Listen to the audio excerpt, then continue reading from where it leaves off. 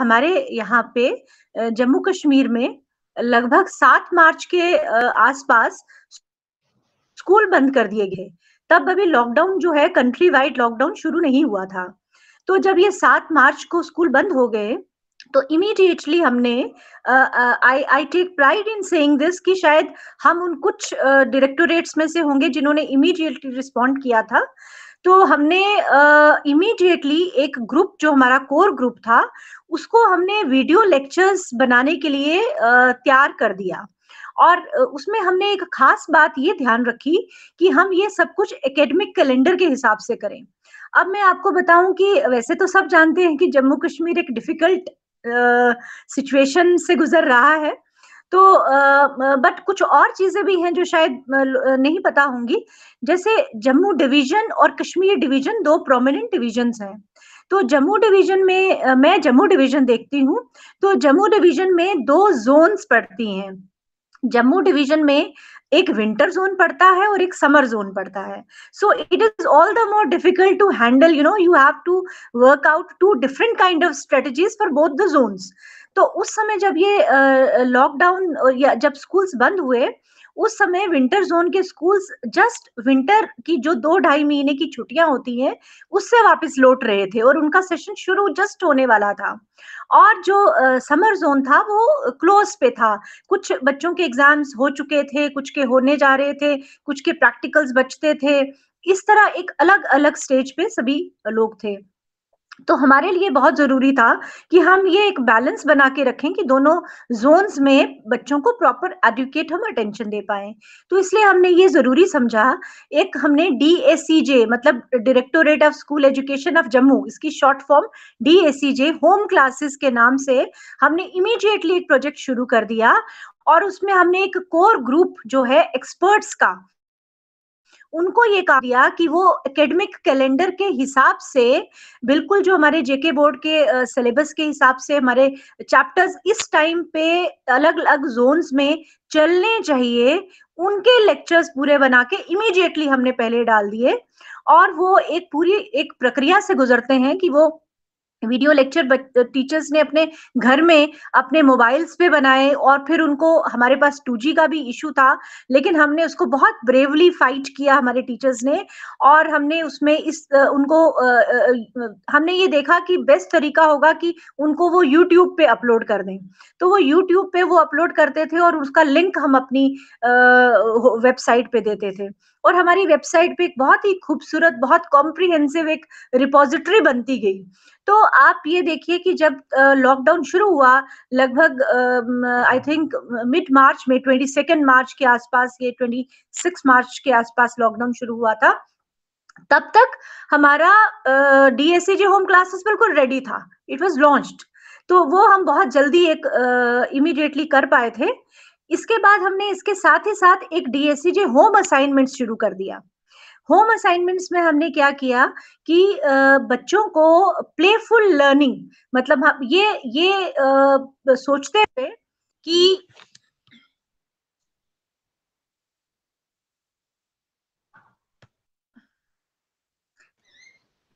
थोड़ा network issue आया था मैम। हाँ, हाँ जी, कोई उसमें हमने ये सोचा कि बच्चे जब घर में रहेंगे तो साइकोलॉजिकल टेंशन से गुजर सकते हैं, उनको अलग-अलग मेंटल हेल्थ इश्यूज आ सकते हैं। तो कोशिश ये की जाए कि उनको क्रिएटिव कामों में, क्रिएटिव परसूट्स में हम बिजी रखें। तो उसके लिए हमने डीएससीजी होम असाइनमेंट्स का सोचा। और उसमें हमने हर हफ्ते वीकली असाइनमेंट्स उनको देना शुरू की, जिसमें बहुत वाइड रेंजिंग अट्रैक्टिव एक्टिविटीज थी जो वो घर बैठे कर सकते थे। इसके हमने 2 फायदे लिए। एक तो ये कि इन एक्टिविटीज के थ्रू हमने बच्चों को उनके कल्चर, उनका heritage, languages, solid waste management, environment friendly activities, आत्मनिर्भर भारत और ये सब चीजें हमने आज जब मैं देखती हूँ ये पिछले कुछ महीनों में, तो डीएससीजे होम असाइनमेंट्स की बदौलत हमारे पास एक ट्रेजर हाउस इकट्ठा हो गया हुआ है। बच्चों ने इतना कुछ किया हुआ है और हम उसको अपनी सोशल मीडिया के थ्रू हमने बहुत सारे प्लेटफ़ॉर्म हमने क्रिएट किए हैं। एक जम्मू के सरकारी स्कूल के नाम से हमने एक पेज अपना बनाया है, फेसबुक पेज है, ट्विटर हैंडल है। उन सब के ऊपर हम वो शोकेस करते हैं जो बच्चे बनाते हैं, जो टीचर्स कर रहे हैं। तो मैं पूनम जी ये आपसे कहूँगी, मुझे ये बताते हुए बहुत I feel very proud and very happy कि जैसे हमारे ऑनरेबल प्राइम मिनिस्टर साहब कहते हैं, आपदा से अवसर। तो मुझे लगता है कि एजुकेशन डिपार्टमेंट ने यहाँ भी और शायद पूरी कंट्री में आपदा को अवसर में बदला है। तो किस तरह वो टीचर्स, खासतौर पर सरकारी स्कूल के टीचर्स, प्राइवेट स्कूल्स ने भी किया, लेकिन वो थोड़ा ऑनलाइन एजुकेशन के साथ फ़ैमिलियराइज़ थे। लेकिन सरकारी स्कूलों में तो ऑनलाइन एजुकेशन का इतना रहता नहीं है। बट फिर भी हमारे टीचर्स, और बहुत जम्मू डिवीज़न एक बहुत ही पूरा ही जम्मू कश्मीर टोपोग्राफिकली बहुत डिफिकल्ट है। कहीं पहाड़ है, कहीं बर्फ है, कहीं बहुत तेज गर्मी है। उन सबको फाइट करते हुए घर के अंदर टीचर्स ने मोबाइल से वीडियो लेक्चर्स बनाना शुरू किया, और ऐसे लगता था कि जैसे कोई एक बरसात सी हो गई है क्रिएटिव आइडियाज की, इनोवेटिव आइडियाज की। और हमें टीचर्स ऐसे-ऐसे आइडियाज लेके आते थे, और टीचिंग लर्निंग मटेरियल बहुत अच्छा उन्होंने क्रिएट किया। तो उसके साथ फिर हम आगे एक कदम चलते हुए हमने नेशनल लेवल की ऑर्गेनाइजेशंस के साथ हमने टाई अप किया, और उसमें हमने जैसे ज्ञान प्रबोधिनी करके एक ऑर्गेनाइजेशन है, उनके साथ भी हमने किया। और हमने अपने टीचर्स को आईसीटी टूल्स को यूज़ करके कैसे ऑनलाइन एजुकेशन को बेहतर बनाना है, उसके लिए किया। उसके अलावा और बहुत सारी ऑर्गेनाइजेशंस हमारे साथ जुड़ती गई। एक यज्ञ था जिसमें हर कोई अपनी-अपनी आहुति डाल रहा था। तो हम सब इकट्ठे हमने मिलके इसको फेस किया। एक खास तौर पर एक चीज़ मैं बताना चाहूँगी कि जैसे मैंने कहा कि हमने इमीडिएटली उस समय ये सोचा कि बच्चे शायद किसी साइकोलॉजिकली अफेक्ट होंगे। तो हमारे पास उस समय ऑलरेडी एक काउंसलिंग सेल बहुत अच्छा काम कर रहा था। हमारे डायरेक्टोरेट का एक काउंसलिंग सेल एक है, जिसमें हमने ऑलरेडी एक हेल्पलाइन इंट्रोड्यूस की हुई थी, टेली काउंसलिंग हेल्पलाइन, जिसका नाम है आओ बात करें। इसका नंबर है 6006800068। तो इस नंबर पे हम बच्चों के साइकोलॉजिकल इश्यूज को डील कर रहे थे। लेकिन जब जैसे ही ये कोविड-19 का शुरू हुआ, प्रकोप शुरू हुआ, तो हमने इस अपनी टेली काउंसलिंग हेल्पलाइन को बहुत ब्रॉड कर लिया और इसको रीओरिएंट किया। तो ये एक किस्म से एक वन स्टॉप सेंटर बन गई, जिसमें बच्चों के एकेडमिक इश्यूज, उनके घर के इश्यूज, किसी को किसी चीज़ की प्रॉब्लम हो रही है, कोई फैमिली में कोई इश्यू हो रहा है, तो इतने सारे लोग उसमें जुड़ते गए।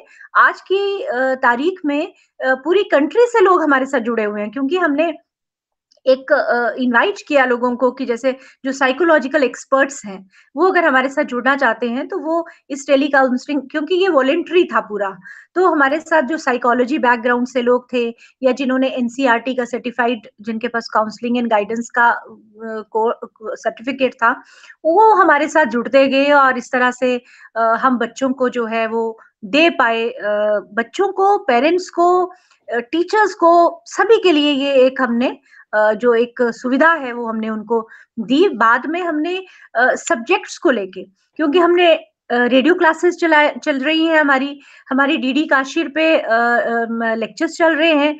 तो क्योंकि ये उन बच्चों के लिए है जिनके पास इंटरनेट नहीं है। तो अब हमने ये सोचा कि अगर बच्चे को कोई डाउट आ जाता है, लेक्चर क्योंकि इंटरैक्टिव नहीं होता है रेडियो पे, तो what will the child do? तो हमने एक ये यहाँ पे सब्जेक्ट एक्सपर्ट्स को जोड़ दिया, आओ बात करें पे, और बच्चों को ये कहा कि जब आपको कोई डाउट होता है तो आप उसको लिख लीजिए, और आप वो बच्चे को बच्चा फ़ोन कर सकता है उस नंबर पे, और हम उसको कनेक्ट करते हैं फिर सब्जेक्ट एक्सपर्ट के साथ, तो उसके डाउट्स भी क्लियर कर सकते हैं। तो आप ये देख सकते हैं कि एक रिसोर्सफुलनेस, एक इंडिया में कहते हैं ना जुगाड़ की टेक्निक। तो हमने कोविड में बेशक ये बहुत बुरा वक़्त है, हमारे टीचर्स टेक्निकली इक्विप्ड नहीं थे। हमारे लिए एक अचानक सी एक बात थी, सरकार जैसे कि शायद कंट्री में सबके साथ ही हुआ होगा, सरकारी स्कूल में खास तौर पर, इवन प्राइवेट स्कूल्स में। लेकिन जो हमने वो 7 मार्च से लेके जब स्कूल बंद हुए, और जब लॉकडाउन एक्चुअल में हुआ, जब तक लोगों ने ये रियलाइज़ किया कि क्या-क्या हो सकता है और ये कितना लंबा चल सकता है, फॉर्च्यूनेटली हम लोगों ने उतने पीरियड में बहुत ही ज़्यादा काम किया, और क्योंकि उस समय बाकी चीज़ों पे अटेंशन नहीं थी, तो हमने अपना पूरा जो ध्यान है वो इसी पे केंद्रित किया। लेकिन हमें दिक्कतें ये आई कि हमारे टीचर्स टेक्निकली इक्विप्ड नहीं थे। दूसरा हमारे इंटरनेट 2G तो था ही, लेकिन उसके साथ ये था कि बहुत जगहों पे इंटरनेट नहीं है टीचर्स के पास, क्योंकि किसी के पास बच्चों के पास इलेक्ट्रॉनिक गैजेट्स नहीं थे, मोबाइल्स नहीं थे, लैपटॉप्स नहीं थे। कहीं पे इंटरनेट अगर है भी तो उसकी कनेक्टिविटी बहुत पुअर है। रीच आउट करना बहुत मुश्किल था, बच्चे घर में थे, टीचर्स कहीं और थे, आपस में बात नहीं हो पा रही है, क्योंकि नॉर्मल में तो स्कूल में बच्चे आते हैं और उस तरह से उनका कांटेक्ट होना थोड़ा मुश्किल होता है। अ, धीरे-धीरे करके बच्चों को एक-एक करके हमने जैसे स्कूल वाइज़ चुनना शुरू किया, ढूँढना शुरू किया। एक हमें दिक्कत ये भी आ रही थी कि बहुत सारे बच्चे, क्योंकि छुट्टियाँ थी, तो बहुत सारे लोग बाहर, जैसे जो बाहर की स्टेट्स के थे, वो बच्चे बाहर चले गए थे। उनके साथ कॉन्टैक्ट होना, फिर उनको ऑनलाइन एजुकेशन में जोड़ना, ये सब हमें दिक्कतें आई, लेकिन उसमें हमने ये किया कि हमने अ, अपने डिपार्टमेंट का जो रिच मैन पावर था, जो रिसोर्स था, उसको हमने बहुत ही खूबसूरत तरीके से जोड़ा। हमने क्या किया, हमने एक सिंपल गूगल फॉर्म्स फ्लोट किए, अलग-अलग फ़ील्ड्स के। जैसे साइकोलॉजिकल लोगों को कैसे, बहुत बड़ा डिपार्टमेंट है, सबसे बड़ा डिपार्टमेंट सिविल डिपार्टमेंट जो J&K का है, वो हमारा है स्कूल एजुकेशन। इतने लोगों को रीच आउट करना बहुत मुश्किल था। तो हमने एक गूगल फॉर्म फ्लोट कर दिया सिंपल, उसमें कहा कि हमें साइकोलॉजिकल बैकग्राउंड वाले कितने लोग हैं जो विलिंग हैं वॉलंटरीली काम करने के लिए, क्योंकि डिपार्टमेंट कुछ नहीं दे पा रहा था उस समय, उन्हें खुद इसमें अपना कंट्रीब्यूशन देना था। तो हमने वो फ्लोट किया, या फिर फोन के जरिए जिन लोगों तक हम पहुंच पाए, हमने उनकी विलिंगनेस ले ली। उसी तरह से जो लोग कंटेंट डेवलप करना चाहते थे, वो हमने अलग से लिस्ट बना ली।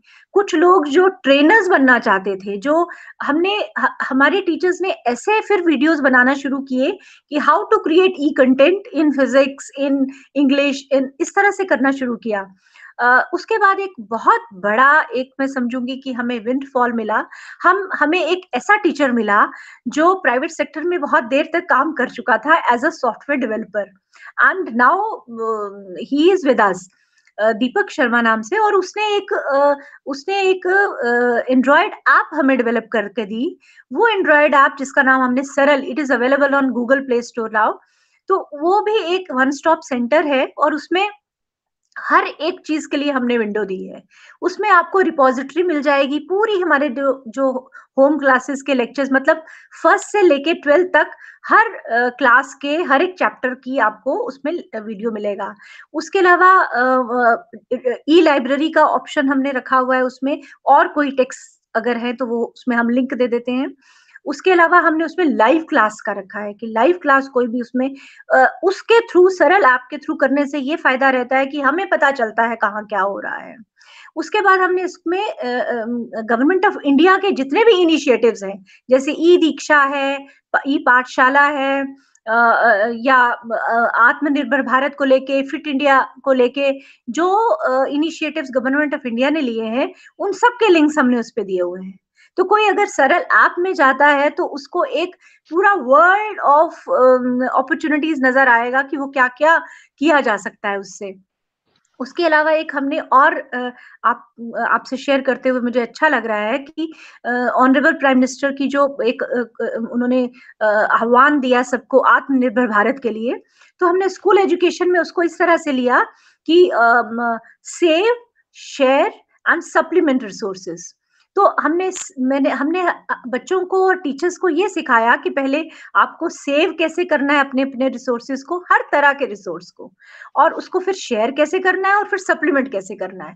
इसमें हमने एक पब्लिक कंट्रीब्यूशन इनिशिएटिव चलाया, और एक पूरा ग्रुप जो है वो, उसमें मेरे बहुत सारे टीचर्स हैं जो उसी में जुड़े हुए हैं।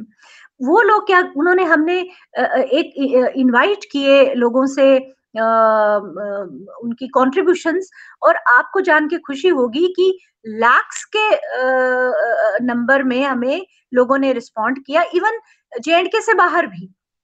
जे-एंड-के से बाहर से भी बहुत इंडिविजुअल्स और ऑर्गेनाइजेशन से हमें रिस्पॉन्ड किया। एक कोचिंग इंस्टीट्यूट ने फ्री ऑफ कॉस्ट हमें, बहुत अच्छे रिप्यूटेड कोचिंग इंस्टीट्यूट ने हमारे बच्चों को फ्री कोचिंग देने के लिए ऑफर किया। एक प्रोजेक्ट है, हाइडल प्रोजेक्ट है, किश्तवाड़ नाम से एक बहुत रिमोट डिस्ट्रिक्ट है। उन्होंने 7-8 लाख का मटेरियल बच्चों के लिए, मतलब हम कैश उसमें नहीं ले रहे हैं, हम उनसे काइंड में या सर्विसेज के रूप में ले रहे हैं।